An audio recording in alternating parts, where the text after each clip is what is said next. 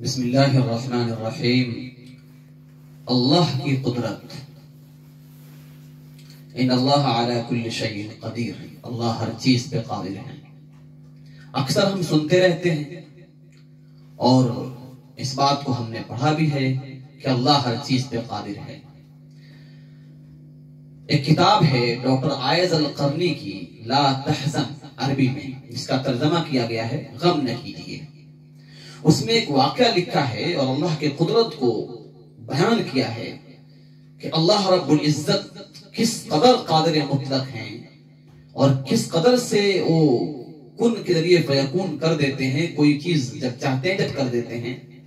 لکھا ہے کہ ایک آدمی مفلوج ہو گیا، یعنی پیرالائسس ہوا، اس کو بیمار ہو گیا، اس کے جسم کے تمام اعضاء کام کرنے چھوڑ دیے، ہر چیز میں وہ لوگوں کا محتاج ہو گیا۔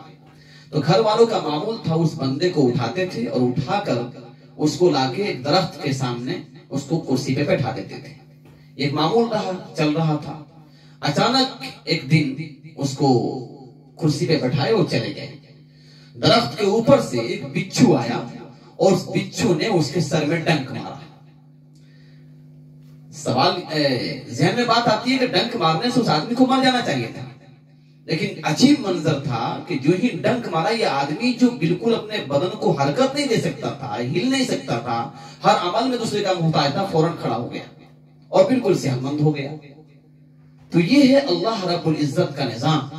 ہم تھوڑے سے مسائل، مشکلات اور حالات کو دیکھتے ہیں تو جھنجھلا اٹھتے ہیں، پریشان ہو جاتے ہیں کہ کیا ہوگا۔ اس رب سے تعلق قائم کریں، اس رب سے اپنے آپ کو جوڑیں اور اس پر یقین رکھیں۔ وہ تاریکیوں کو اجالے سے بدل دے گا، وہ حالات کو خوشحالی سے بدل دے گا، بیماریوں کو صحت سے بدل دے گا، مشکلات کو آسانیوں سے بدل دے گا۔ وہ رب اتنا قادر ہے جو اس پہ وَمَن يَتَوَكَّلْ عَلَى اللَّهِ فَهُوَ حَسْبُهُ، جو اللہ پہ بھروسہ کرتا ہے اللہ تعالیٰ اس کے لیے کافی ہو جاتا ہے۔ حسبنا اللہ ونعم الوکیل، اللہ ہی ہمارا نگہبان ہے، وہی ہمارا کارساز ہے۔ بس اللہ سے تعلق قائم کیجیے اور اپنے مسائل حل کرائیے۔